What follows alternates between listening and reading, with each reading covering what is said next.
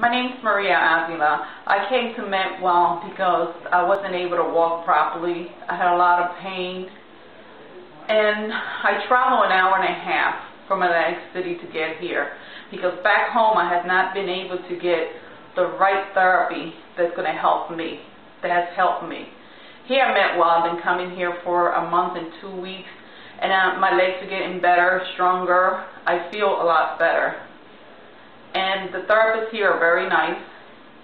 I'm getting oxygen therapy, different therapies, laser therapy, also therapy for my nerves, for my neuropathy on my legs. And I'm feeling a lot better.